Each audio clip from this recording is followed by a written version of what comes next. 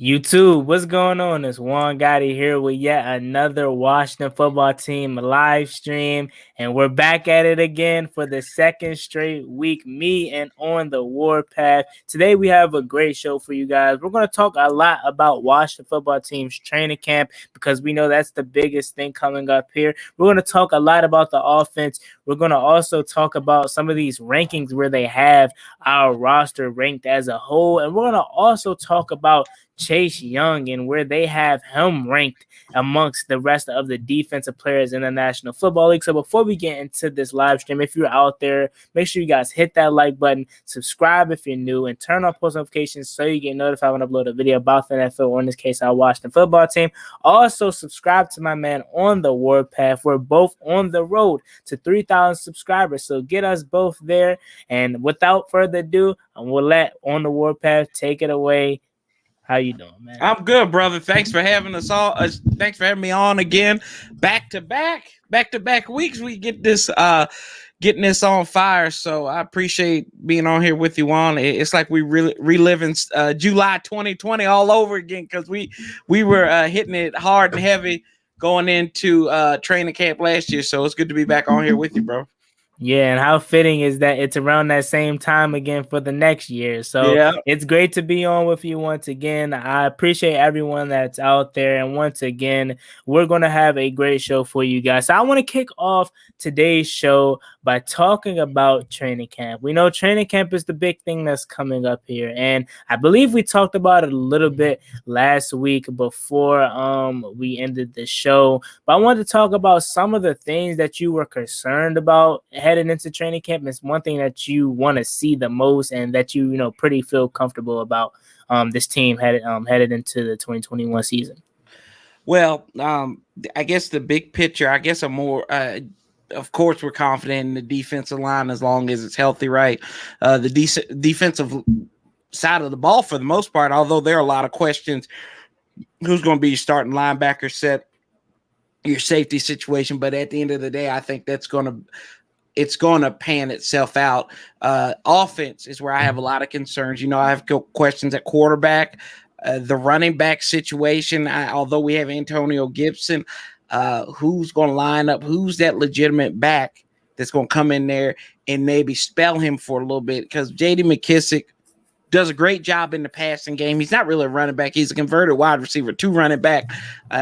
Peyton Barber was good in spots, but he still left a lot to be desired when he was struggling. And then you got Jared Patterson, an undrafted rookie free agent there. I think that who's going to back up Logan Thomas? John Bates? Is it going to be Ricky Seals-Jones? I really don't think that Sammis Reyes is going to be ready this season. And then what's your offensive line makeup going to be? Those are all the questions right there. And then wide receiver seems like kind of comfortable with wide receiver right now at this point. I know there are some rumblings that people are talking about getting to kill Harry, but I really don't know why they want to do that and mess up this wide receiver room right now. With your top four receivers are good, unless there's something wrong with Curtis Samuel. I wouldn't say go out there and entertain that, but yeah. Yeah, and I'm glad you brought up the N'Keal Harry point, because I made a video about it yesterday. Yep. And my video for the second time, because I made a video about this whole situation a couple of months ago when it first came out that he could possibly be getting traded from New England. I said personally in my videos I wouldn't do it, but if Washington decided to do it, I wouldn't be mad at it. I mean, N'Keal Harry's been terrible in the league. Let's be real. He's been terrible. But I feel like maybe a change of scenery could be better for him. Maybe him getting with Drew Terrell could be something special for this guy's career. But overall, I wouldn't do it. Now, like I said, if they did decide to trade for him, and let's say they decided to give up a 6th round or 5th round pick, you can look at it like this. If we gave up those kind of picks, we're assuming that we're going to be good enough to where those draft picks won't affect us to where they'll be in the back end of each round. So I was looking at it like that. But from the standpoint of what we already have on our roster and what do we really need to add, I personally don't think we need to, because we're going to even cut some good players that we want to keep. Possibly Cam Sims, possibly Antonio Gandy-Gold, and possibly Kelvin Harmon are some names that could be getting cut. And we don't want to cut these guys. All those guys are extremely better than than N'Keal Harry. So I don't want to cut these guys. So with adding N'Keal Harry, like I said, it's not likely. I don't even think Ron Rivera is paying attention to it. But the person that wrote the article, I wanted to bring it out because N'Keal Harry's just been terrible since he's entered the league. And then with them adding adding to their pass catching group over there in New England, they have a lot of good weapons over there now. With especially tight end group with Jonnu Smith, with Hunter Henry, and now with Nelson Aguilar, Kendrick Bourne, and also Jacoby Myers still over there. So they have some great weapons over there. So I could see N'Keal Harry on the outside, but maybe after training camp, if we cut a couple guys, maybe they want to take a stab at this guy. Who knows? But I highly doubt it. I don't think, one, he's good enough for Washington to be paying attention to him, and two, I don't even think Washington wants to even associate themselves with a N'Keal Harry. So yeah, I agree with what you were saying about not getting him. Now, the next thing I want to talk about regarding the training camp is the offensive line. You brought up the great part of the offensive line about what is it going to look like out there with the starting five. I mean, we know Chase Roulier, Brandon Sheriff, they're locks to be out there. We already know that. But then you go to the right tackle position. Is Samuel Cosme going to be over there? Is it going to be Cornelius Lucas? Then you shift over to the left side. You have a bunch of players at the left guard position. You have Eric Flowers. You have Wes Schweitzer. You have Sadiq Charles. You have so many options at left guard. And then left tackle. Is it going to be Cornelius Lucas? Is it going to be Samuel Cosme? Is it going to be Charles Leno? What do you think the offensive line will look like come week 1 versus LA? And what would you have your combination as if you were in charge of making this offensive line? If they came to you, if John Masco and Ron Rivera came to you and said, hey, on the warpath, man, we want to get your 2 cents about this offensive line, what would you do with it? And what would the combination be? This would be my first thing is y'all in the wrong business if you're coming to ask me what my 2 cents is. But no, I think the locks, like you said, is Roulier, Brandon Sheriff. I think that they've had a youth movement in recent years. So I do think Sam Cosme will get the nod over Cornelius Lucas. I think that Wes Schweitzer and Eric Flowers, they will battle out for left guard. I think at the end of the day, I think you're going to have Eric Flowers as your starting left guard because he played really well back in 2019. Could be a different system why he succeeded a little bit. And then also on that left tackle, I think you got to go with Charles Leno. I mean, he hasn't been great, but he hasn't been terrible. That's the one thing about him. So he's kind of serviceable. He pretty much he's a low brand. He's a discount bargain left tackle that's been there for a while. Now Chicago will bring out the pitchforks and knives on him, but I think he'd be all right. And it all goes to the big word cohesion. Who makes up the best combination? Because you can have some bad players on that line or people who don't look like they were the best as far as like PFF goes, right? But if they come together and they're a cohesive unit and they work well together, they can be the best offensive line in football.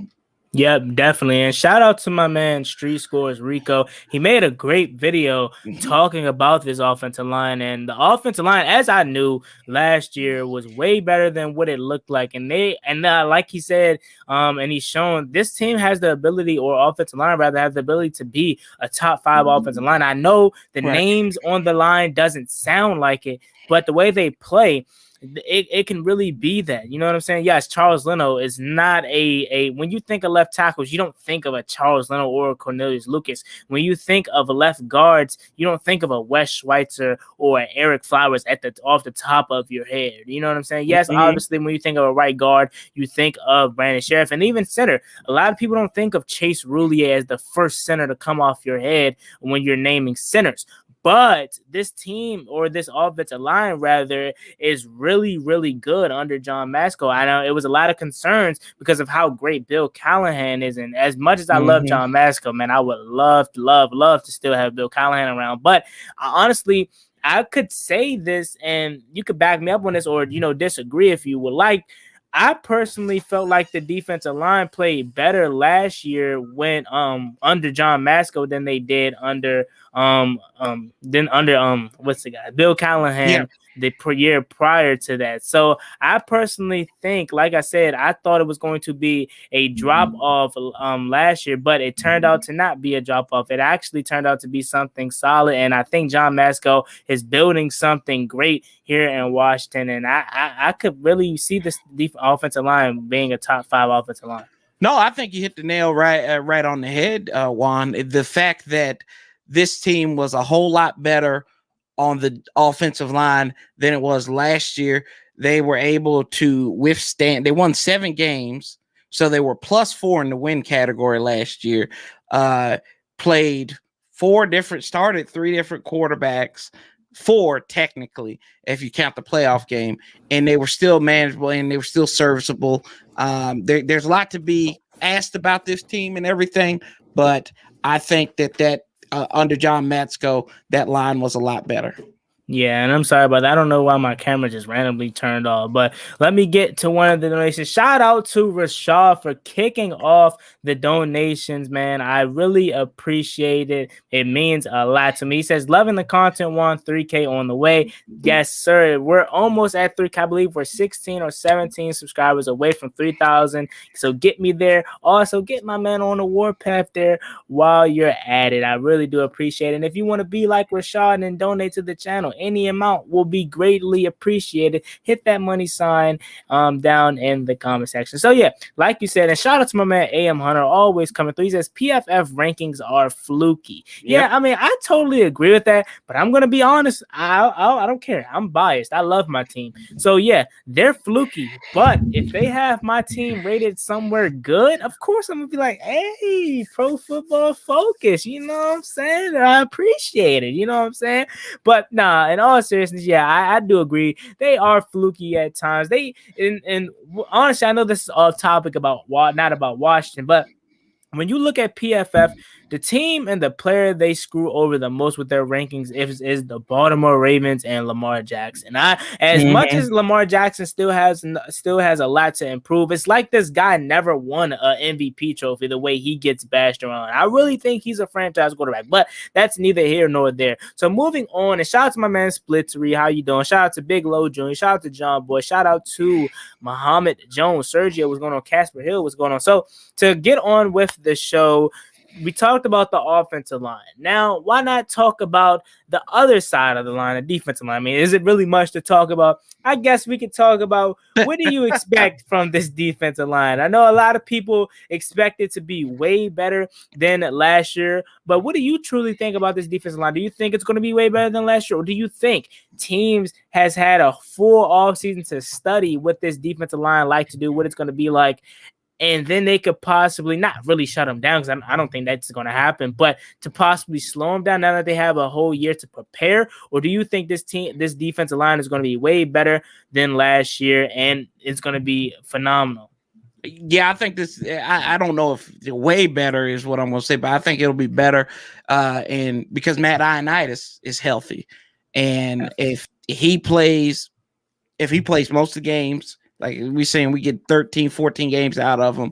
And this defensive line is still together. So you got Tim Settle coming back, John Allen, Deron Payne. Those 3 guys were really good on that rotation. And then you put in your bookends. Now that's where you're going to have the concern, because you've got Montez and Chase, and then you drop off. Who's going to take it? Is William Bradley King going to be the guy who's a 7th round pick? Who, shout out, I called us getting him in the 2nd round on my mock draft. Only pick I got right. And then you got another question. Is Shaka Toney, is he going to play down there, or is he too small? They're going to set him up at linebacker. We don't know, because Ryan Kerrigan, there's still a big experience gap that's left because Ryan Kerrigan going to Philadelphia. Now, could this defensive line take a backslide and still be dominant? Absolutely. The numbers might not be reflected in the sacks, but I still think this defensive line can do damage because of the talent and the coaching that they have on the defensive side of the ball. Yeah, and definitely, you hit it on the head. Mm-hmm. The front four is phenomenal. You know what I'm saying? Especially with Matt Ioannidis coming back, man. How much did we miss him? When soon as he went Yep. down in that week 3 matchup versus the Cleveland Browns, you instantly saw a drastic drop off. And granted, we lost Chase Young early in that game too, but then throughout the season, you saw a dramatic drop off from the interior pressure. As much as I love John, as much as I love Deron, nobody creates interior pressure on this defensive line from the interior, obviously, like Matt Ioannidis. I would even go out on a limb and say Tim Settle, from the aspect of applying pressure from the interior, Mm-hmm. he applies more pressure than John and Deron.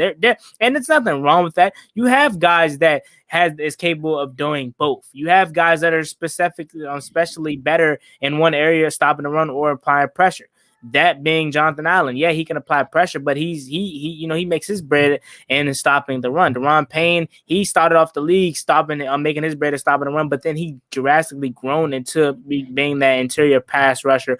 But Tim Settle, Monte, and Matt Ioannidis, they could stop the run. Probably not like Jonathan Allen can, but on the other side, Jonathan Allen can't apply that interior pressure, at Mm-hmm. least right now, like a Matt Ioannidis or Tim Settle. We have so much, greatness on this defensive line to the point where Matt Ioannidis, and we talk about this all the time, we know this.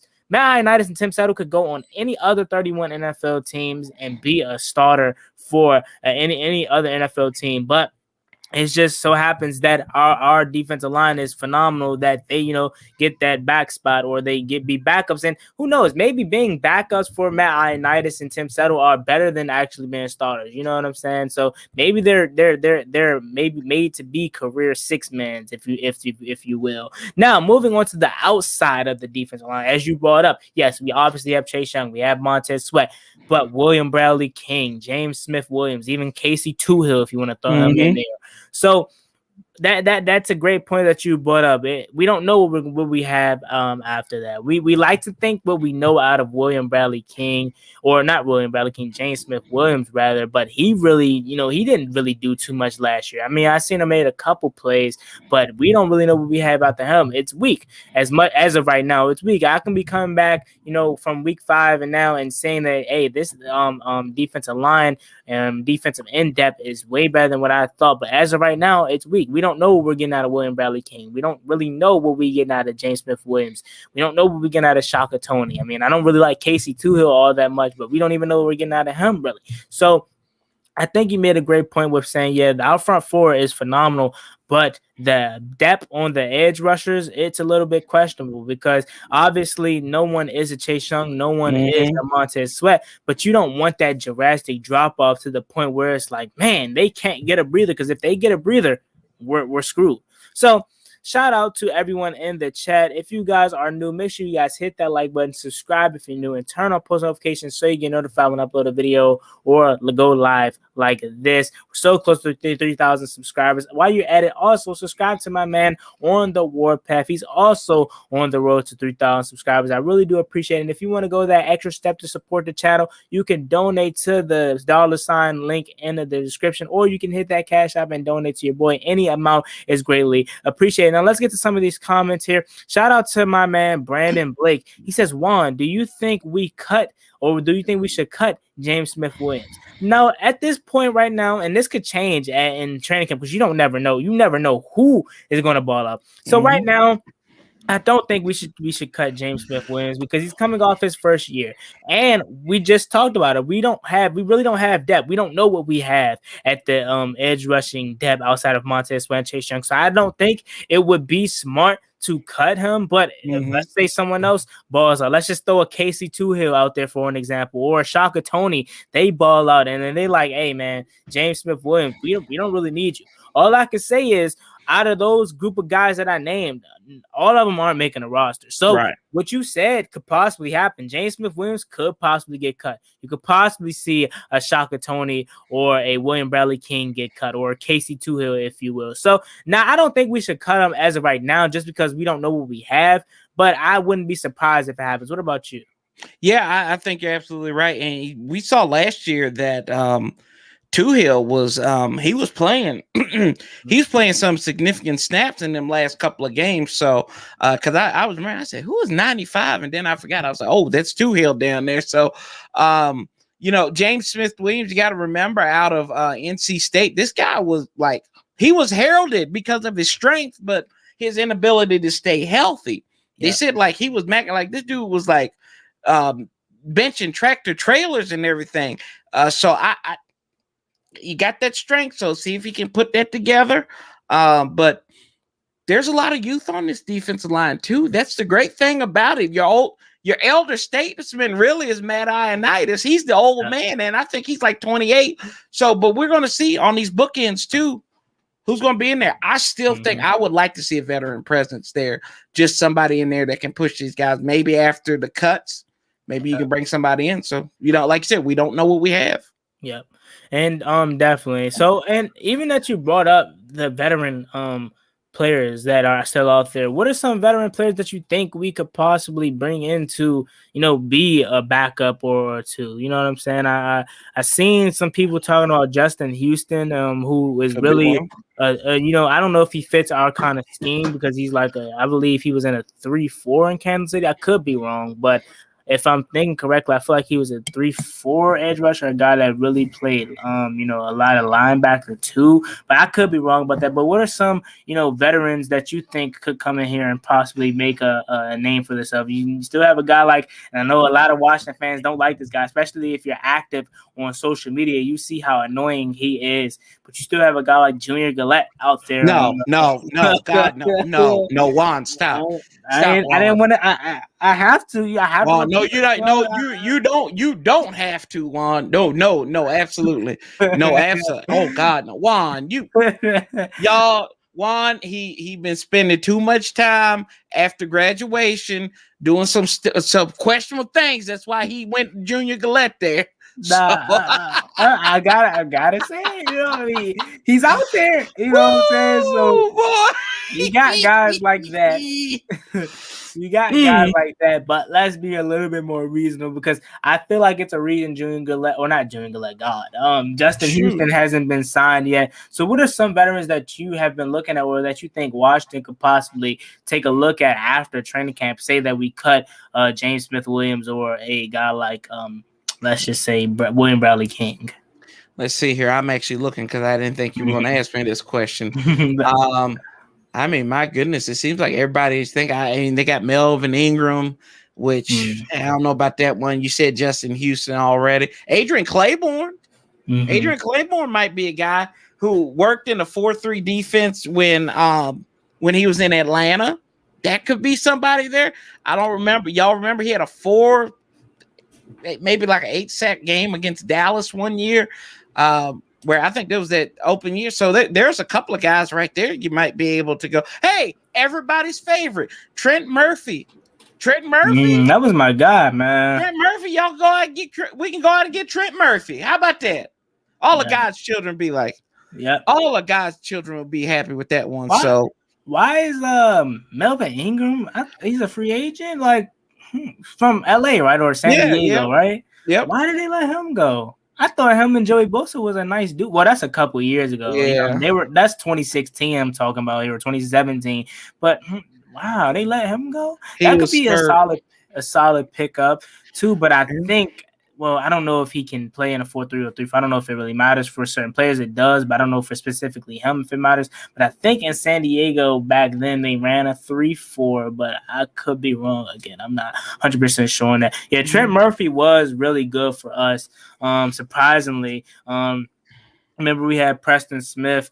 I'm glad we didn't pay him because I love Preston Smith as a player, as a person, but I don't think he would have fit this new scheme. He's right in Green Bay where he belongs with Darius Smith because they run a 3-4 over there. So as much as I did like Preston Smith, you know what I'm saying, I'm glad we didn't pay him his money because not only did he not fit this new scheme, he's not. I don't want to say he's not worth the money because I love Preston Smith, man, but let's just say he was worth the money, Juan. He was, bro. You see what he's done in Green Bay. Yeah, that's what I'm saying because I don't want to say he wasn't worth the money, but I was gonna say he's not he's not making on a consistent basis as far as, and it could be as Preston Smith not being really a big name, like let's just say, I don't want to say Chase Young yet, or or Montez Sweat for that fact, even just because they're so young, but you get what I'm saying here as far as having your name out there. He's not on that same level as those guys, so that's probably why I said that, because he's not really, out there. But with Preston Smith, Vic Beasley for Atlanta. Yeah, he was. I mean, that rookie year he was really good, but he's kind of declined since then. I mean, you could take a fly out on him. I don't know what you're going to get out of him, but he could be one guy that's worked in a 4-3. Yeah. What about his teammate? He was terrible. He got drafted in the first round. It's not Tristan McKenzie. It's what is his name? It's a wild name. Like, he played for Atlanta, edge rusher. It's like it's very crazy. Like, his name is wild. Like, somebody will put it in the chat, but his name starts with a T. I'm pretty sure. Tack McKinley. That's who you. Yep, Tack McKinley. Yep. Yeah. What about him? Isn't he a free agent still, or? I don't know. I think he got it with the. Didn't he up with the Browns? I thought it was the Browns too. Yeah, he's with the Browns. Okay. Yep. So yeah, it's some guys that we could take a fly on if we want to, but as Ron Rivera likes to do, he likes to go with the young guys. You know what I'm saying? He likes at some positions at least. You know what I'm saying? Quarterback obviously doesn't seem like it, but he likes to go for the young guys. So more than likely, so we're assuming it'll be Bradley King, Shaka Toney, and James Smith-Williams, but like what Warpath said, we could probably go for a Vic Beasley, a Melvin Ingram, or something like that. So yeah, or even Trent Murphy for that rather. But Sean White said, "Y'all remember Mason Foster? Oh man, don't get me started on Mason Foster, man. Only person that hated Mason Foster more than me was my dad, man. My dad knew from day one he couldn't cover, and it wasn't hard to tell. But the guy was so slow. Like, the guy couldn't move sideline to sideline. He would get cooked across the middle. But let's not bring up the old bad times. We didn't have John Bostic. some terrible. John Bostic is bad. You know what I'm saying? He's bad, but he's a guy bad sometimes. Yeah, no, definitely. He's bad, but he's not bad to where I don't even want him on the roster. Mason Foster was bad to where the player I didn't even want him on the roster. You know what I'm saying? John Bostic, I can deal with him being a backup. Obviously, I don't want him starting, but if he is starting, okay. But I don't want him to. But like, if that's what we have to settle for, which now we don't, because we have Jamin Davis. But back then, when we didn't have Jamin Davis, how can I say this? I'm trying to say it in a nice way, but I'll keep it to myself. I'll keep it to myself. Let it out. You're taking it, Juan. You're taking it. Let it out. Let it out, bro. Just let it out, man. Come on. I was just about to say John Bostic is terrible, but what else did we had to deal with last year? Let me put it that way. But what else did he say? Abel brought up a big not a big question, but a good player, Ziggy Ansah from Detroit. What about him? Did he ever go to I think he went to Seattle, right? Did he go visit? I don't think he's with them right now, but I think he went with them out to Detroit, right? Y'all got me looking up. Y'all got me fishing around for people. I don't know if he's on there now, but I think he did end up going to him after Detroit. He's a free agent, yeah. Yeah, so Ezekiel Ansah, his big thing was he couldn't stay healthy. You know what I'm saying? Last year, or not last year, but when he first came into the league, he had high hopes, you know what I'm saying, or high praise. We thoroughly thought this guy was going to be the next great edge rusher, but he just couldn't stay healthy. So Ezekiel Ansah could be a guy that could possibly be something for Washington to look at. Oh, they brought up another guy that is AIDS on Instagram. Zach Brown, man. I don't know if it's something wrong with this guy, but anything Washington posts, he's always under it talking trash. He's talking about go Eagles. That's another cancer that's on Instagram that, could be possibly another guy that, I'll be honest, as much as Zach Brown is a cancer on social media, he wasn't bad with us. You know what I'm saying? So I just don't like how he tries to talk about Washington in a negative light. Hey, shout out to my man Big Simple. He says we lit. Shout out. He says also shout out to On the Warpath.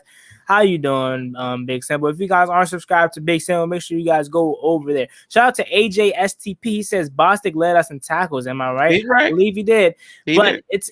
yeah, cool that he's a tackling machine. We know that. But in this new day and age, we need linebackers that can cover tight ends like a Darren Waller, like a Kyle Pitts. Oh, man, he's going to kill us, man. If Jamin Davis isn't on him, Jamin Davis is the only guy that can check him. He's the only guy in college. And look this up. This is a known fact. He's the only guy that shut down Kyle Pitts. So maybe we got his kryptonite, and hopefully he's checking him all of the game. Because if he's not, Kyle Pitts is going to tear us into shreds.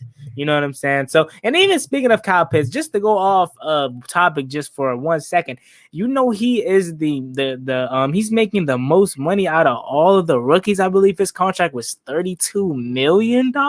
I think he was the highest paid rookie off that list, but the guy is making $32 million. Hey man, hey man, he's a baller. I mean, Kyle Pitts, dude. He's the reason why Kyle Trask got drafted so high because and people was loving on Kyle Trask. He's a great. Yeah, but it's crazy. He's making more than Zach Wilson, Trevor Lawrence. I mean, it's probably not by a lot, but for him to be the highest paid rookie, that's crazy. Here's a cold take for you, Juan. It's a hot take. So Zach Wilson will get eaten alive in New York. Why do you say that? Why do I say that? He will not be able to handle that media. They will destroy him. They will destroy him mentally.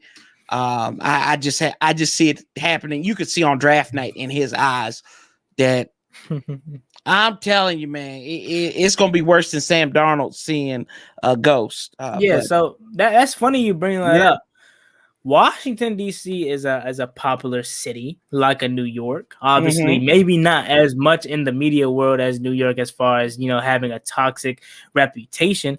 But do you think that played a role in Dwayne Haskins? Now that you brought that up, yes.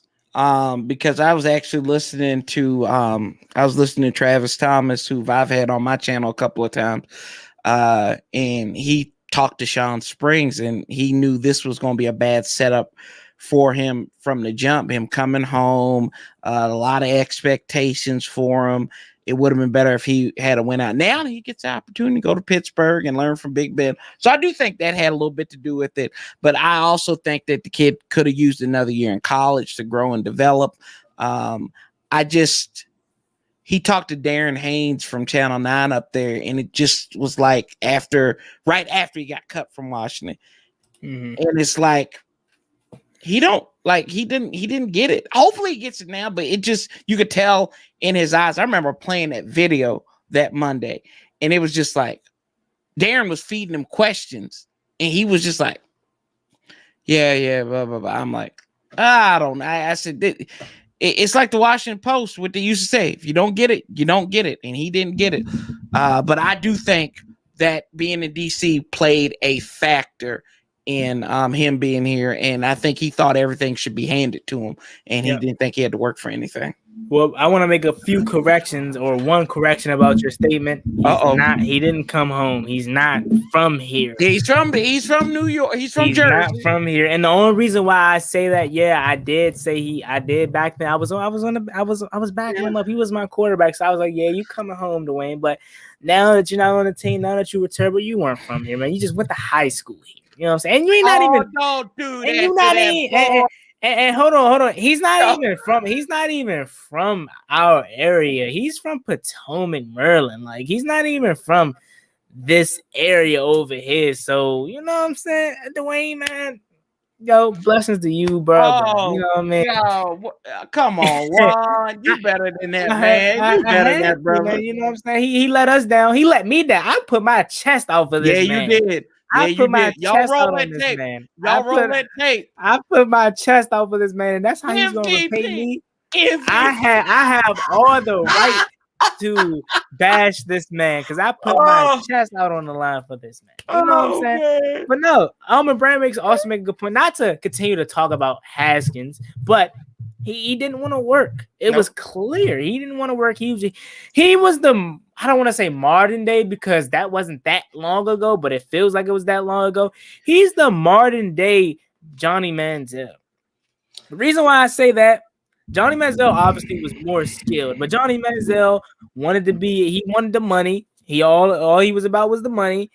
And then he wanted to go out and he wanted to, party and drink and stuff like that. Now, Dwayne, not that I know of, doesn't have a drinking problem, but more of the story is he wasn't focused and all he cares about strippers. Is the money and the girls and the strippers. You know what I'm saying? Yep. So glitter. Yep. Glitter. That's what he had problems with. And that's even crazy that you brought that up, right? He had that struggle here in the DMV area, right? It was another way. He said back then a couple years ago, don't let me go home. And he was talking about New Jersey or New York. Imagine that media on him. Oh, yeah. Oh, man. God. Oh, it would have been honestly. And this is another thing. Mm-hmm.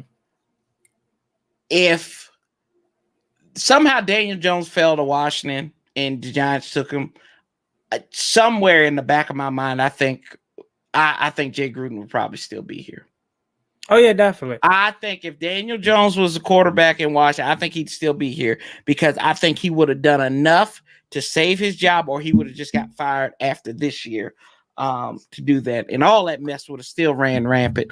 So, maybe that was our struggle to get to the point where we're trying to get to now. So I don't know, but I wish old Wayne all the dollar Wayne. I wish him all the glitter and free dances that he can get in the Steel City. Him and Big Ben. I know they're probably gonna go to the Steel City Bar and Pub somewhere. They might go to Jerome Bettis's backroom restaurant right there by Heinz Field. So I don't know one, but see, you're gonna get me in trouble. See, I'm trying not to be.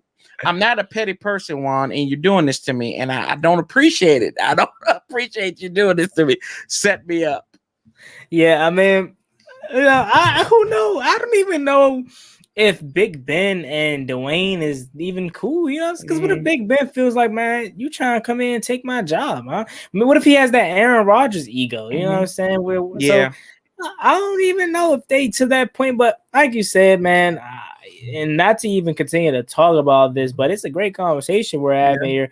I do think if we drafted Daniel Jones like Jay Gruden wanted, he would still be here. And who knows, maybe even with all the cancer going on, maybe we do possibly be way better, but I don't think so. I don't think we would have been in a position to get Chase Young. I don't think we would have been in a position to possibly, draft the weapons that we did draft. Who knows? Maybe they don't even go with Terry McLaurin. Maybe Dwayne influenced them to go with Terry McLaurin later in that draft. Who knows? So as much as it was painful that 2019 season, it was a blessing in disguise. I'm not even going to say maybe. It was a blessing in disguise because I don't even think we would be in this predicament with Jay Gruden still at the helm. Bruce Allen would still be here. Yep. Daniel Snyder would still be the old Dan. And I'm going to stop saying old Dan because he's still Dan. He's still Dan. You know what I'm saying? Yep, definitely. So, like I said, it was a blessing in disguise in my opinion, so to get off that topic, because that was but you did mention somebody very important in that conversation though, Juan. Who did I mention? You indirectly mentioned Aaron Rodgers. And I'll ask you a question. I pose that. I know this is Talking Sports with Juan Gotti. I'll ask you a question. If it presented itself somehow on God's green earth, something happened to Ryan Fitzpatrick, and I'm hoping nothing happens to him. But if something happens, Aaron Rodgers, you come. Are you rolling with number 4? Are you talking at mid-season trade deadline? I'm talking about like in training camp. If something happens off the whim. I don't think I still think Aaron Rodgers is going to show up week 1 versus. So I don't. So with that being said, I don't think they're even looking at Aaron Rodgers right now. Now talk to me 2022 offseason. We could possibly trade for him or we'll trade for him. I was thinking he was going to be a free agent, but no, we'll still have to trade for him. Okay, so. next offseason we'll trade for him. Let's just say we'll possibly trade for him. But now, headed into training camp, if something happens to 50-50, I'm rolling with 4. I'm You rolling with called 4. him 50-50. I'm rolling with 4. You call I'm it 50-50. here he is right there. I'm rolling with 4. If Ryan Fitzpatrick gets hurt, I'm rolling with 4 because Taylor Heineke, I know it was a short glimpse, but to us, you know what I'm saying, to us Washington fans, man, and you're obviously a part of this. That was like Jesus, because we haven't seen that offense ran like that. And like I keep saying, it was a short glimpse, but we didn't see that offense ran like that in so long. I would even go back to 2019. That's the best quarterback performance I've seen since Alex Smith pre-injury, maybe, and that's even a question. I could probably go back to 2017, Kirk Cousins versus Tampa Bay in 2015.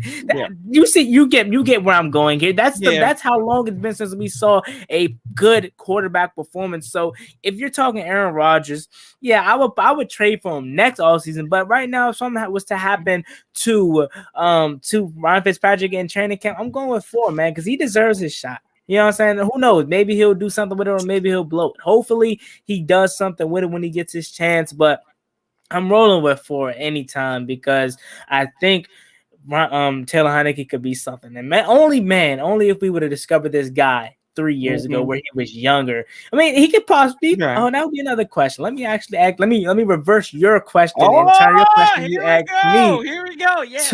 Let me turn it around. And before I do that, let me get to the comment section. Hey, shout out to my man Pedro Smith on vacation, still coming through, man. I hope you're enjoying your getaway, man. Also, shout out to my man Ed Oliver. I ain't seen my man Ed in a while in the room.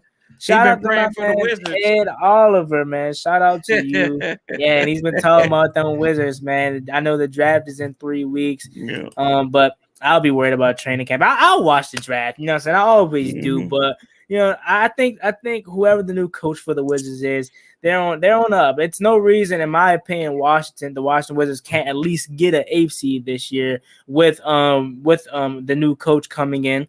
You know what I'm saying? With the new pieces, with Rui Hachimura taking that next step. Maybe trade Denny, I don't know, but that guy was terrible before he got hurt. Hopefully the new head coach will be smart enough to give Daniel Gafford the starting gig, or at least give him more burn than what he did last year. Because I mean, I know the first round of the playoffs, I'm looking back at like, come on, Scott, what you doing? This is a guy that played a key role in getting you into this playing game, playoffs versus the 76ers. What are you doing? So hopefully the new head coach, whoever that may be, I know a lot of people think it's going to be Sam Cassell, or at least hoping it's going to be him. Hopefully whoever it is could be smart enough to at least let Daniel Gafford work out. I mean, and Thomas Bryant's coming back, so that should be interesting too. I don't know if they're going to keep on to Robin Lopez. They have a lot of centers to go over, and it should be fun to watch. But yeah, shout out to everyone in the room. Let me do a quick run around one more time. So if you guys are new to this channel, make sure you guys like, comment, and subscribe, and turn on post notifications so you get notified when I upload a video about the NFL. In this case, our Washington football team. I am so close to 3,000 subscribers. I believe we're like 16 or 17 subscribers away. So make sure you guys get me to 3,000 subscribers. And also, while you are at it, subscribe to my man on the Warpath. He's also on the road to 3,000 subscribers. So get both of us there. And while you also, I'm doing a lot of plugs. If you guys want to donate to the channel, all you have to do is hit that money sign. Any amount is greatly appreciated. And if you want to take the extra step, I would appreciate it also. And you can, if you want to do this too, you can donate to the Cash App. It's up to you. Any amount is greatly appreciated, and I want to thank you in advance. Now, moving on to some of the comment section before we get into the next segment, or before I get back to my question I have for you, I want to reverse your question that you had on me to you, right? You set me up. You set me up. That's exactly what you're doing. Before we do that, let's get to some of these comments. Everybody saying, what's up, Ed? What's up, Pedro? Dora Gunner says, there's a reason why Taylor bounced around the league and not to be a starter. I like Taylor mechanics in the game. Dora Gunner says, stop drinking the Taylor Kool-Aid. Man, I can't. It's good. I can't. And the reason why I telling you this, we haven't seen any good quarterback play like that since Kirk Cousins left. And I'll sip slow, Dora Gunner. I'll sip slow for you, my man. I'll sip slow because I don't want to come back on here 5 months later, and then tell Heineke was terrible, his experience was terrible, and I don't want to have to eat crow because of you, because you telling me to stop drinking the Kool-Aid. So for you, my man, I'll sip slow. You know what I'm saying? I'll slow down on the Taylor train, but I can't because the guy played phenomenal. He deserves a chance. Not saying he's going to, succeed with that chance, but he deserves a chance to get to show what he got. So shout out to you, my man. Shout out to Dora Gunner. Appreciate you for coming through. Jose Roman says he was cool under pressure. Telaniki says, I'm gonna keep proving Corey wrong. He's been hating on me since I played in the Panthers game. I don't remember hating on the Panthers game. I actually thought that he did really well in that game. And I actually said you don't got to talk in third person no more. This is actually Taylor Heineke, so you can talk to him. He said that you were hating on him in the Panthers game. Yes, I know Taylor. Because apparently he didn't watch any of my stuff because I did not talk bad about him. And I said, why was Ron waiting so long to put him in? So, that's Ron. Juan, you could lose your channel for putting lies up like that. So stop that.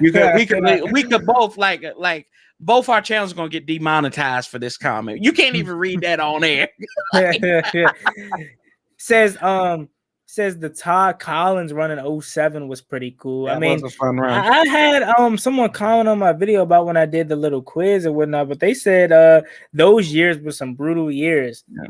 Some brutal years as a Washington fan. So yep. So Brian Harden, shout out to my man Brian Harden. BH writes, Taylor got the chip. You don't work to put on 15 pounds of diesel to carry clipboards. The kid is on a mission. Hey. Definitely. I you know what I'm saying? I can't disagree with that comment. Can't at all. So Abel writes, my man, Abel, are you Guppy from the group chat? Because I think you are. You know what I'm saying? I think you might be, but I could be wrong. But let me know. He says, would you trade for Washington or trade for Rodgers over Watson? So if it was up to me, let's just say money wasn't a big factor. Let's just say we would have to give up just draft picks and whatnot. Let's just not even worried about having to pay Aaron Rodgers if he wants a new contract if we were to get him. Let's just not worry about having to pay Deshaun Watson because he's going to want a new deal whenever he comes.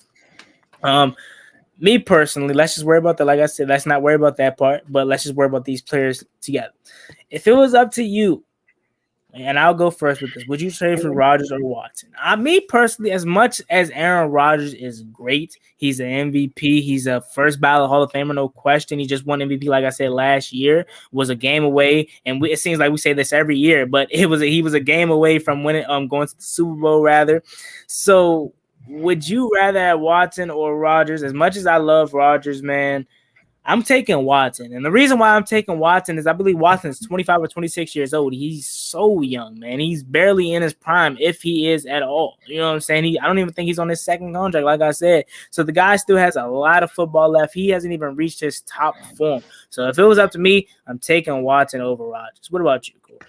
I think it's kind of interesting. I think I saw Bloodshot Sports talking up in there. So shout out to him.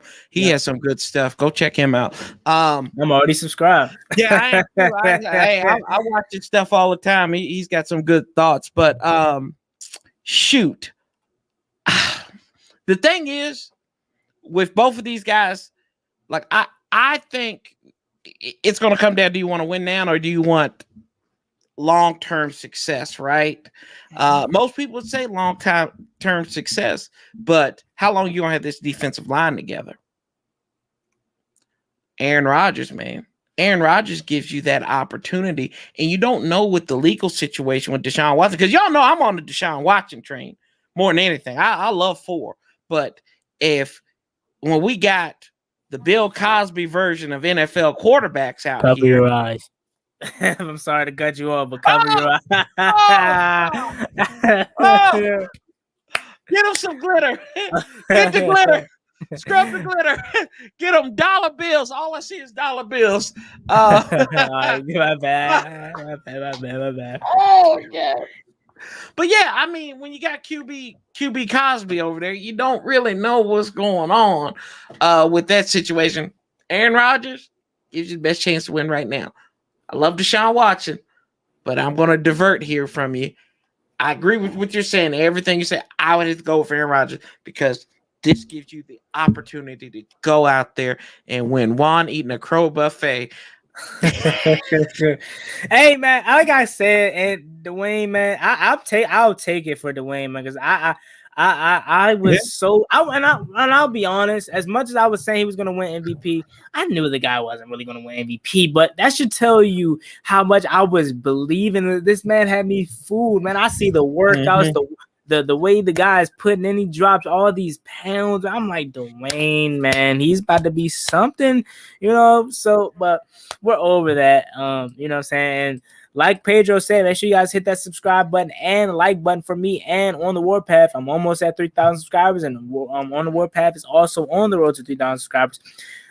So let me get to these right here. Hey, shout out to my man John McDowell. I haven't seen you in a very, very long time, my man. I hope all is well. My man used to come in every game day stream and support me like crazy. I appreciate it. I'm glad you are doing well. He says, my 2 favorite up-and-comers. Can't wait to hang out with y'all on game days. Appreciate the $10 donation. It means a lot. If you guys want to be like my man John McDowell, you can hit that money sign and donate any price that you want. It will be greatly appreciated. But of course, if you don't want to, you don't have to. You just being here means the world to me. Shout out to Peter. He says, can't wait for football season. Love you guys. I love you too. And I love everyone in here. Me and Warpath, we love all you guys that's on it. So I appreciate you for donating and taking that extra mile. Means the world to me. Taylor Heineke says, nah, you kept saying it's only 1 quarter and in the Bucks game, blame my good game on no film and no fans being there. Taylor got a few words for you, man. Whoo. Nah, you kept saying it's only 1 quarter, and then in the Bucks game, blame my good game on no film and no fans being there. Hey, he's not wrong. I did say there were no fans. I did ask hey, that he's question. Pulling receipts. He's pulling receipts. Yeah, I did ask that question. I did ask that question. But like I said, it's the same thing. Like right now, our quarterback situation is Rex Grossman and John Beck. That's all it is. That Taylor Heineke has proven that he can't get through a full football game. He's proven that time and time again. I think this was his first full start that he had. And even then he got hurt. Right, exactly. They were warming up Montez Ward. They were, and everybody's like, oh God, no. We'll ride down. And that was the best quarterback performance I have seen out of a quarterback in a long time. But man, I'm telling you, if Ron and these guys believed in him, right? Why isn't he getting reps and OTAs with the ones? Why wasn't he? I thought he was. Wasn't he? They said no. They said it was always Ryan Fitzpatrick that was getting the reps with the ones. Wow. Yeah, man. So I just that's my thing. That's my biggest question. Like, I don't care who the quarterback is. I just want him to win. Like, don't get it twisted when I say I think Ryan Fitzpatrick is terrible. Do I believe that? Absolutely. Do I hope he finds a way to put 16 years of bad receipts so we can't pull them? But kind of like what Taylor's doing, I'm pulling every dag on receipt until I will sit here, Juan, like you did, brother. I will sit here. I'll get me a crow salad and eat it live on here. And then go take my stomach down to the hospital to get pumped because I ate too much crow. I'll do it.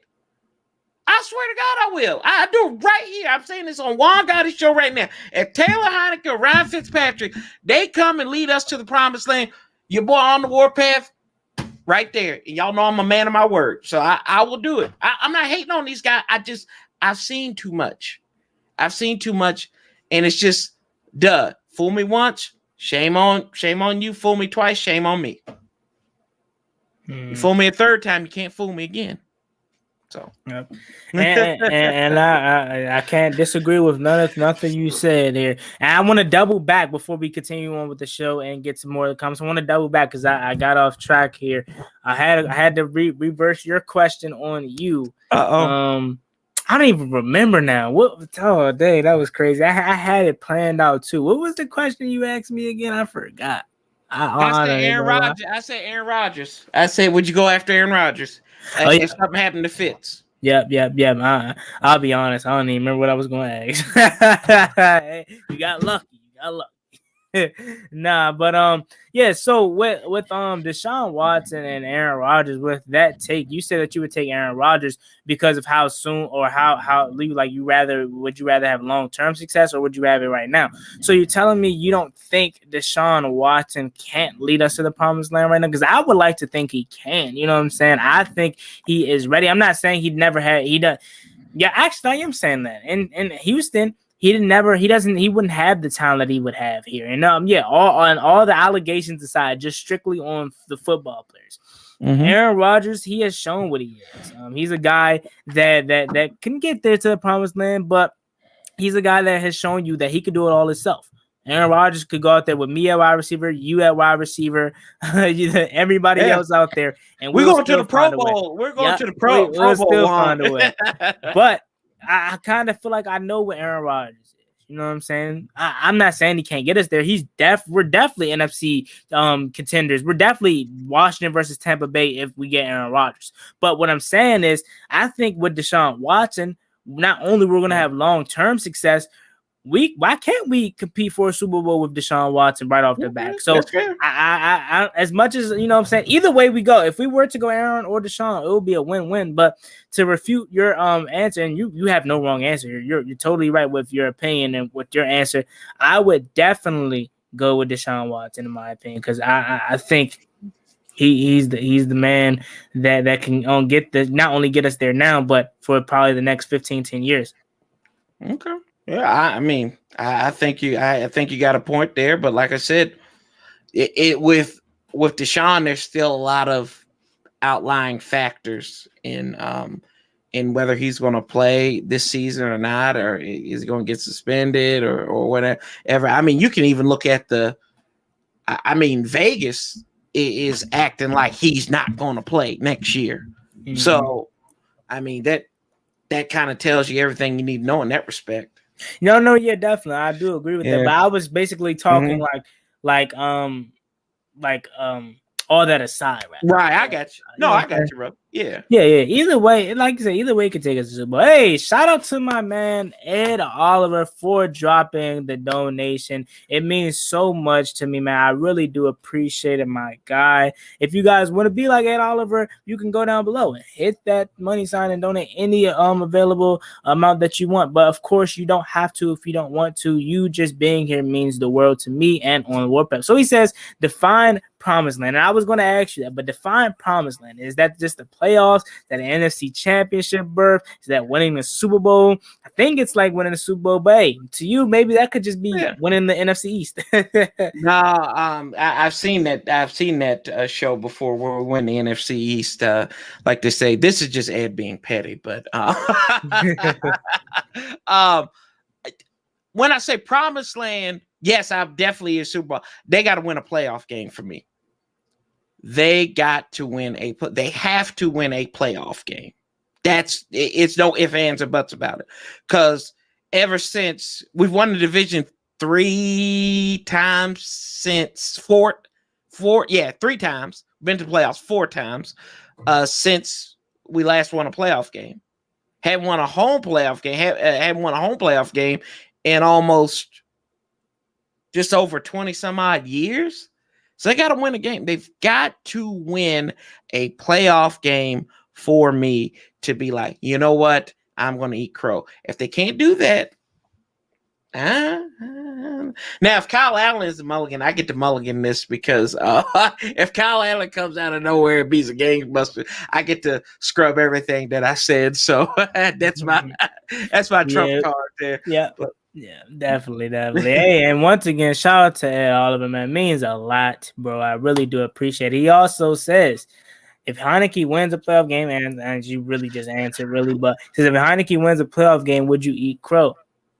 You already said you basically would. So. Yeah, I would. I'm going to eat it, man. I ain't going to lie. But Ed is petty, though. I thought Ed was better than that, though. Yeah.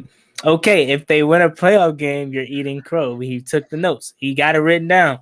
He got it written down. Hey, and does winning, does not winning, but does having a bye week, does that count? No, that does not count. But no, That no, no, no, no, no. no, Here's my thing. Here's my thing. Here's my don't thing. count. Do we have to be successful in the playoffs? Say we have somehow a miracle regular season where we go 13-4, 14-2, 15-1, or whatever the record is going to be now. You know, this is all over the place. What if we have that kind of regular season where we're what 16-1 or 15-2 rather? You know, what about that? Nope. We got it. We got to win. We got to get past the wild card. Yeah, you gotta get past. You gotta get past one round. Okay, so then if we get past one round, that means a bye week is fine. No. You gotta win. You gotta win. Don't do that to me. No, don't do that to me. Hey, Ed, I tried the scheme. You see what I tried to do there? Look, you can't out-hustle a hustler. No, absolutely not, dude. I was born at night. I wasn't born last night. So you can, hey, you slick, Juan got it. You slick. But you ain't slicking that. Yeah, I see what you're trying to pull. You trying to pull a. Hey, you see what I tried to do there? I had to try. You know what I'm saying? No, I had to try. You know, I had to. Y'all better than that. Y'all two of the best YouTubers in this market, and y'all gonna go in the dirt like that. That's a shame. I had to try. Nah, but to get on with the show, and we'll double back to the comment section a little bit later. So continue to comment if you want to get read on the air. But I want to get to this part of the show. This is the best part I've been waiting for. We're talking about rankings. Right. But we're going to start with the best. Normally, they say save best for last, but nah. We're going to do a little bit different here on the One Gotti Talking Sports channel. Chase Young on a countless of people's rankings, whether it's YouTubers, professional people that get paid to do this, whatever. A lot of people have Chase Young ranked as not just the number one best edge rusher headed into 2021, but the number one defensive player headed into 2021. That's counting Aaron Donald, Jalen Ramsey, Shaquille Barrett, Devin White, so many other players, but Chase Young is number one. What do you got to say about that? I've been eager to say about this. From when I first read, the first person that hopped in my mind was you, man, because I know you gonna have something to say about this. Yeah. So. I mean, I like it. Show us respect. Respect is earned, it's not given. We know that. We know that, and I think this defense earned it. I think Chase did. I've said it before. I see DC Bay is in the comments. His best friend is Kevin Sheehan from 6 a.m. to 9 a.m. on the Team 980. They're good buddies. And he talked about Chase Young in such a terrible way because he missed OTAs. And I told him, I said, Kevin, you need to talk to your boy Bay because nobody commands a double team. Nobody commands a triple team like Chase Young does on this defense. So he has changed this defense because this defensive line, a lot of these guys were on the team in 2019. They were good. He's put them over the top. Montez Sweat has 8 because Chase Young bought home the dollars so he can go out and get him some food. That's exactly what he did. I think this is a good thing. Now, Aaron Donald, maybe Aaron Donald, maybe he's reading up on that ladder, Barrett. I don't know. You got some corners that could be good, like Jalen Ramsey. I don't know. But Chase Young, man, he deserves the right to be here. Mm-hmm. Now it's time, but he's got to capitalize on it because all this is just pen to paper right now. Keyboard to Microsoft Word. Yep. He needs to go out there and put the fear of God in these cats. But I love it, man. Let me see something real quick. Hey, Toodle Noodle, I'm on my YouTube page and it still says you have a wrench. I don't know why it's not popping up here, but Let me try to take it away and put it back on it. But you still have it on my screen here. And shout out to DC Beta, OG man, coming through other fan base, man. Hey, they need to hire my man DC Bay as the mascot. No, they can't. They can't do that. They can't do that. Hey, they get suspended. They get suspended for every. Beth Wilkinson would have to just do an investigation on Bay in general to all the stuff that he do. I ain't saying too much. But nah, man, the party never starts without you, man. You know what I'm saying? You the OG, man. So, so basically you're saying that it's right that we're at number one, right? Or he's at number one. I think it's a good. I think it's well deserved. Now, saying that, I don't. Aaron, like I said, Aaron Donald. Like, I mean, the guy made. I mean, he put Wes Martin back into the dog catching business pretty much because he was catching nothing but L's that day. So I just read Bay's comment, I guess now. I think he should be in the conversation now. The top that's that's a little bit questionable. Yeah, as much as I love Chase, as much as I love his potential, he's not on the tier of Aaron Donald. I mean, no. Like, all jokes aside, Aaron Donald is literally up on a tier of his own. Chase Young isn't even near that just yet. Like, come on, Aaron Donald, bro. Like, he is probably and I hear a lot of older people say this. He is probably the best defensive player they've seen ever. And I know a lot of people are gonna have Lawrence Taylor, a lot of other people from back in the buck. Mm-hmm. A lot of people have been saying Aaron Donald is the greatest defensive player that they've ever seen. I believe, was it Kurt Warner that said that also? Yep. And he played against Aaron Donald. And it was obviously his later parts of his career, but he's seen Aaron Donald and you know what I'm saying? So like Aaron Donald, as much as I love Chase Young, I wouldn't even know if he's top 5 just yet. Let me think about that, because you got Aaron Donald, right? Mm-hmm. And it's tough. We're just talking about linemen, but they said the whole defense as like the best defensive player. So you're talking secondary. You're talking about the Jalen Ramseys of the world, the Stephon Gilmores, the Bosa's, the Devin Whites of the world. I don't know. As much as I love Chase, like I said, man, I don't know if he's top 5. Because you got Aaron Donald, who I think is better than him, obviously. And you can't compare these next players I'm about to say, but they've done more in the league. Jalen Ramsey above him right now as far as defense as a whole. I would throw Stephon Gilmore in there, even though he's probably on the I don't know. I don't want to say he's on decline just yet, but last year he obviously got hurt. You got Myles Garrett, who's better than Chase Young as of right now. Mm-hmm. You know what I'm saying? This all could be a different this could be changed next year or the end of this year, and Chase Young has had 16.5 sacks. You know what I'm saying?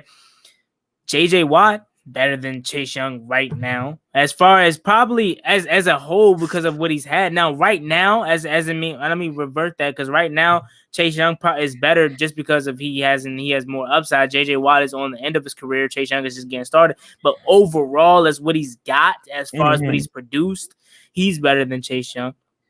I'm trying to think, and it's so many more. I personally don't think Nick or Joey Bosa is better than Chase Young. But as far as if you want to go off of workload and what they have proven in the league, then I can't argue with that. You won. But if we're talking about skill, players, and based off of, like I said, skill, Chase Young is better than both Bosa brothers, in my opinion.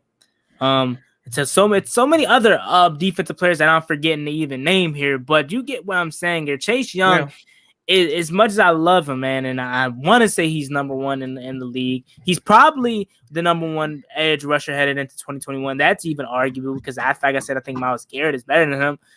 And like I said, I think he will eventually get there, but right now, nah, I don't think so. I don't think so. No. Look, it's okay to jump out on another ledge. I'm never doing it again. I'm scarred. You can't do that. See, this is like I hear this intelligent soliloquy that's coming out of your voice, man. And I know you're thinking about it, but I hear the fear too. I mean, I hear the fear, Juan. But like, you can't blame me. I'm scarred. Yeah, you true. Scarred. You know what You're I'm saying? right. I got you. I got you. I can't do it. You know, next time I'll probably do that is when we have our next quarterback. Is that fair? Our next quarterback, whoever for a long term, I'll put my chest out on line. But Taylor Heineke's apparently, to some people in the comments, Taylor Heineke's winning the MVP this year. So, you know, his percentage according to the betting odds is more higher than Dwayne. No, I'm kidding. I'm kidding. I don't even know if he's on the list. Anybody want to go take that? Go open up the FanDuel Sportsbook right now and go see if Taylor. You know how much money you would win if you predict Dwayne Haskins to win MVP this year? Good Lord, you set for life, man. You set for life. Yes, but yeah, I think that actually was my question I was going to ask. Yeah, I think it was going to be, do you think Taylor Heineke could be the long-term answer for Washington? Now, take this into account. I believe he's 28 years old. He hasn't started a full game without getting hurt. He hasn't started a full season. But do you think if he could possibly, let's just say he gets through a full season, or he shows you he can get through at least 5 games, and he shows you that he's been good. Let's say in those 5 games he goes 3-2, or even probably, let's say 5-0 or 4-1, or and whatever. Let's just say he does something positive in that stretch. Do you think he could be the long-term answer for Washington for the future? Yes. That's a serious question, right? Oh, God, no, absolutely not, man. I don't think he's long-term success. I think he could be a good backup in this league. Don't get me wrong. I think that he could be. Stop hating. See, it's hating. See, look. Okay, here we go. There we go. Okay, you know what? I've changed my thing. I think he is going to be the greatest thing. That's what he wants you to say. He's going to be so great that we are going to get so sick of winning. Nobody can do it better than one Taylor Heineke. I think he's going to stay healthy. He's going to throw for 300 yards. He's going to crap apple pie. He's going to sneeze whipped cream, and we're just going to have everybody. It's going to be a glorious day in the nation's capital. And number 4 will run down Pennsylvania Avenue with a championship with that Vince Lombardi this year. He's going to be so great, and Ryan Fitzpatrick is going to help him so much. He is going to be the second coming of Trent Dilfer once our version of Tony Banks is benched. It's going to be great, great, great. Yeah. There you go. See, I had to pray right quick because taking Lombardi down Pennsylvania Avenue is the dream. Yeah, is the dream. You know what I'm saying? So, yeah, Big Simple makes a good point right there too. Let me get to this. Shout out to my man Redskins 007 for the donation. I really do appreciate it. It means a lot because you guys know, with you guys just being here is amazing. I appreciate it. Me and On the Warpath appreciates it so much. For you to take that extra step, I really do appreciate it. He says, I think Chase Young will double his production this year. Excited to see this defense with Ioannidis back. It's going to be special. What's up, Warpath? Once again, I appreciate you for donating, and everyone that has donated tonight. If you guys want to take that extra step, like my man Redskins 007, you can hit that money sign, or you could donate to the Cash App link is in the description. Once again, I appreciate you for the donation. It means a lot. Thank you so much. And yeah, I agree everything that you said here. I do think his production could possibly double this year, especially with him not being 100% last year. I'm excited to get my Ioannidis back. My Ioannidis is going to be so good for Chase Young and Montez Sweat, because that's going to allow them to get those one-on-ones on the outside, because my Ioannidis is going to wreak havoc in the middle. I'm so happy, man. I can't wait for this defensive line to be added to 100%. Yeah, so let me get to this comment right here. DC Bay 12 says, Warpath and Rex Grossman is a Rex Grossman fan, or in a Rex Grossman fan rather. He still calls him on the phone and visit him in Maryland from time to time. See, look, this is because he's going out there visiting John Beck and DuPont Circle. That's the only reason why. So that's the reason why he's saying that. You know, him and Donovan McNabb, they go up there and they have a good time up there at DuPont Circle. Ain't that right, Bay?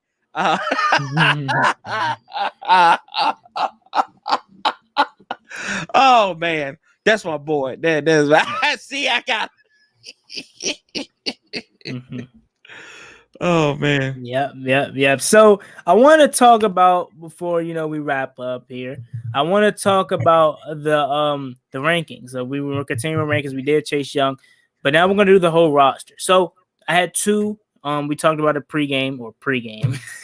I wish it was pregame, but no, pre-stream rather. We talked about it.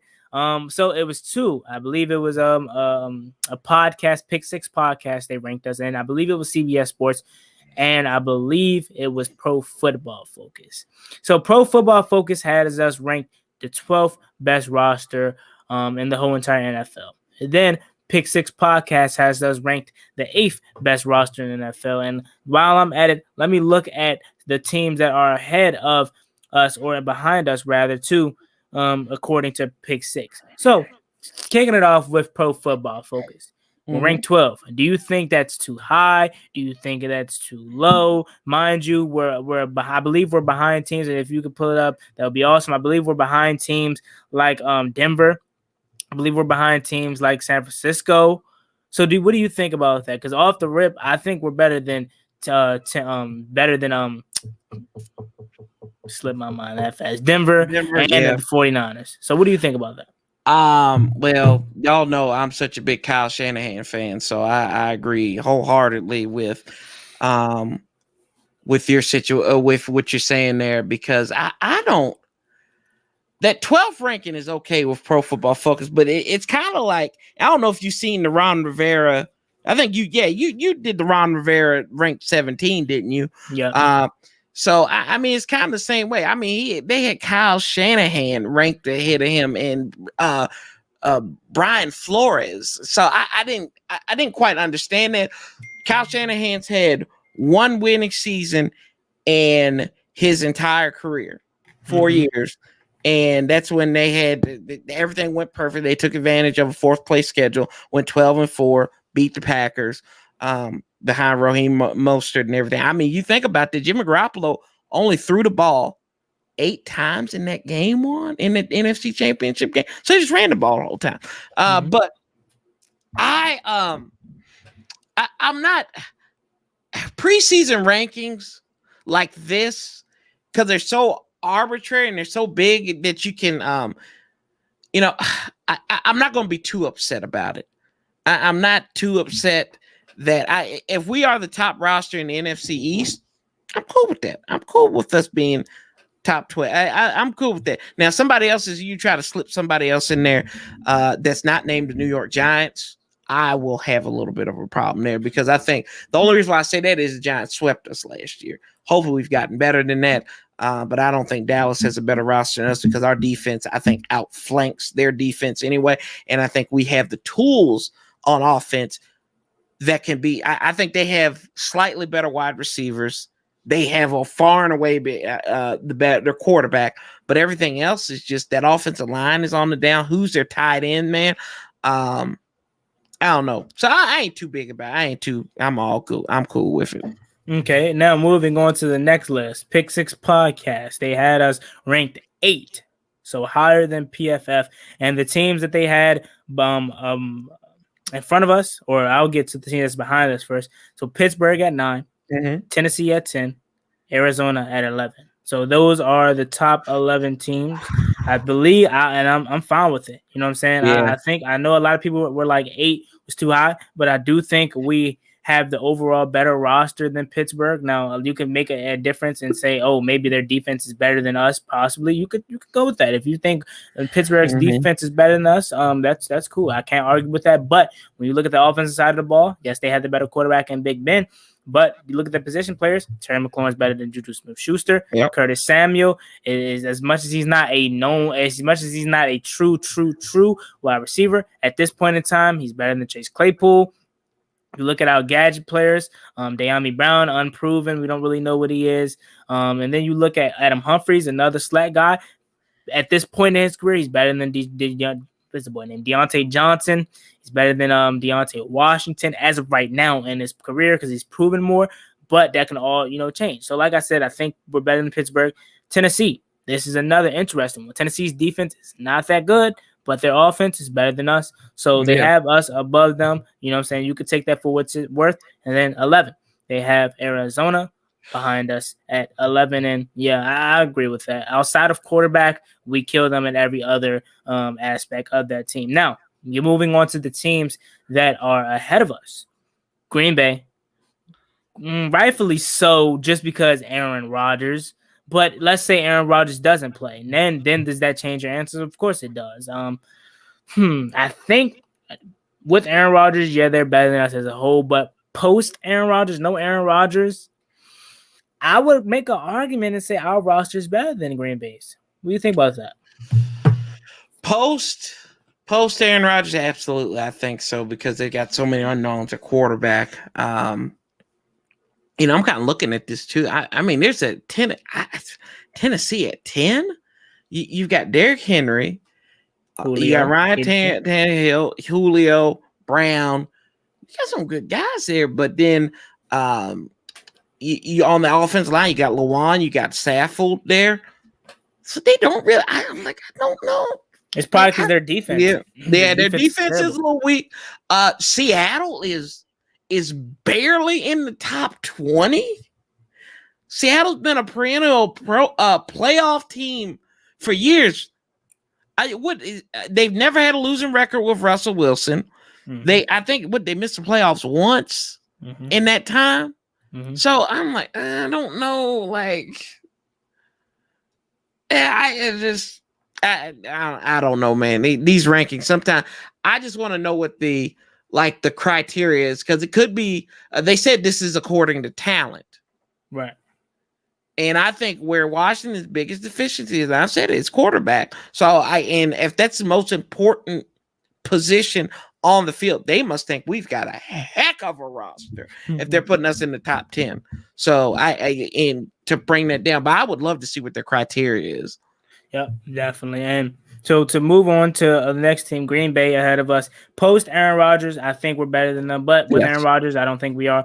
Baltimore, I don't think we're a better roster than Baltimore, so that's cool. And then number 5, you have Buffalo. As a whole, they obviously have the better offense. As a whole, though, I'm trying to think about that defense. They got Ed Oliver. They got Milano back. They got Trey White. They got Poyer. They got Micah Hyde. So, I mean, they're better than us. Okay. I could see why somebody would make that an argument, but I'll give it to Buffalo. Number 4, Los Angeles Rams. With Matthew Stafford, with that phenomenal running game they got with Cooper Kupp, Robert Woods. That offense, man, it's good, but it's not as good as it seems. But I'll give it to them because their defense is phenomenal. That offense with Matthew Stafford is going to be phenomenal. And then number 3, this could be a questionable considering how you look at it. The Cleveland Browns. Did you say Matt Stafford's going to be phenomenal? With Los Angeles, I think he will, yeah. Okay. I think he will. Look, God. Matthew Stafford has been with the Detroit Lions all his years, right? And when he's healthy, he's one of the best quarterbacks in the NFL with Detroit. Tell me I'm wrong. Tell me I'm wrong.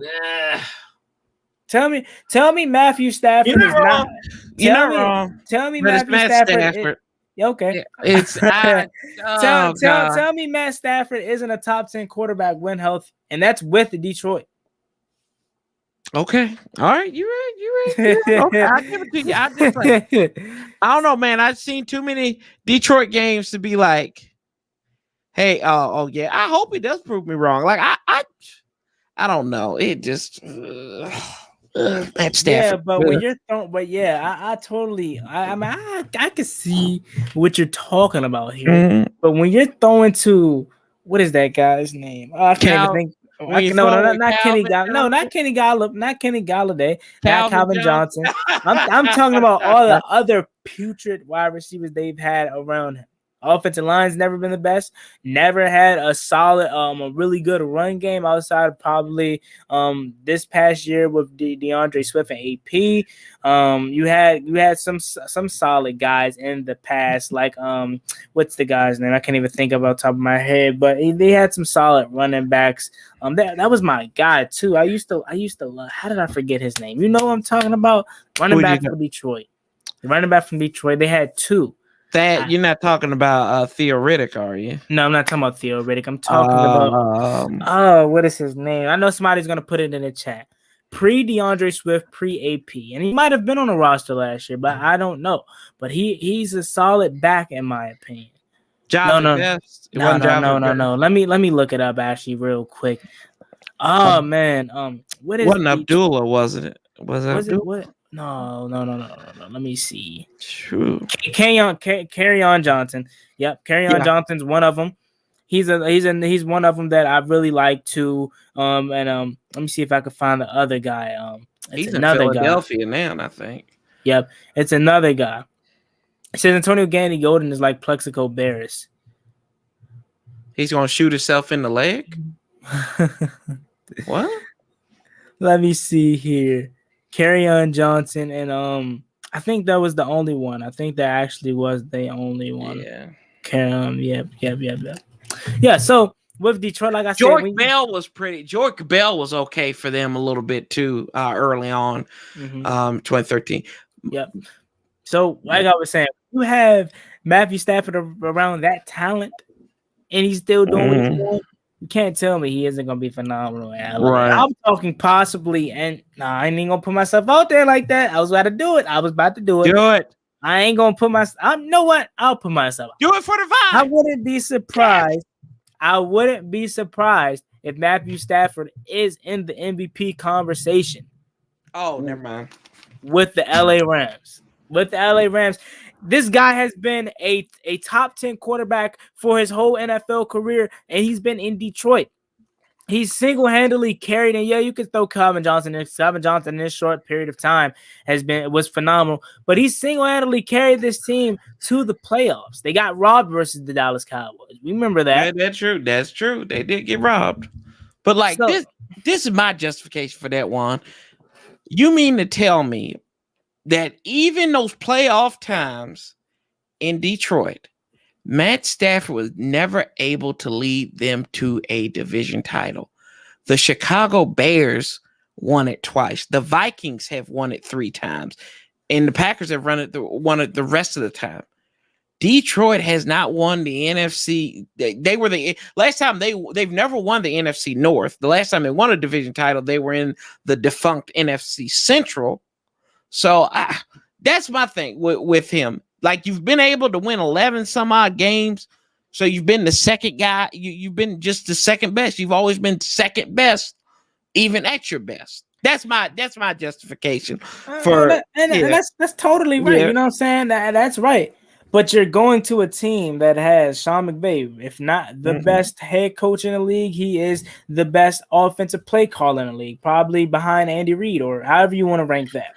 Then you have Robert Woods, Cooper Kupp. You have a phenomenal run game with Michael Brown, Cam Akers, all of those guys. I mean, I believe they still have Tyler Higbee. I feel like they lost him, but I feel like they still have Tyler Higbee. I could be wrong. Solid tight end there. Offensive line is okay. You know what I'm saying? Then you have that defense that we don't even have to talk about. Matthew Stafford could possibly be, and I'm not saying he will, but he could be in the MVP candidate talks with this roster. He's been a top 10 quarterback all his career in Detroit. People think he's a Hall of Fame quarterback. I know you don't. Oh yeah. Oh, I know. But a lot of people think Matthew Stafford could be a Hall of Fame quarterback. And let me take a quick look before we get back to our boys. I know we're not talking. I know y'all like what? We're not talking about. We don't care about them. But let me take a quick look at his career stats. Oh yeah. Matthew Stafford, 45,000. Let me say 45. You hear it off my tongue. 45,000. Okay. 109 yards, 282 touchdowns, 144 interceptions at 89.9% passer rating. Mm-hmm. He's been in the league since 2009. Let me look. His worst season, as I'm looking at it, was his rookie year, and even then he went 13-20 and had 2,000 passing yards, and that's in his rookie year, and that is his worst season yet. 41-16 after that, because in his 2010 season, I believe he got hurt because he only had 6 touchdowns and 1 interception.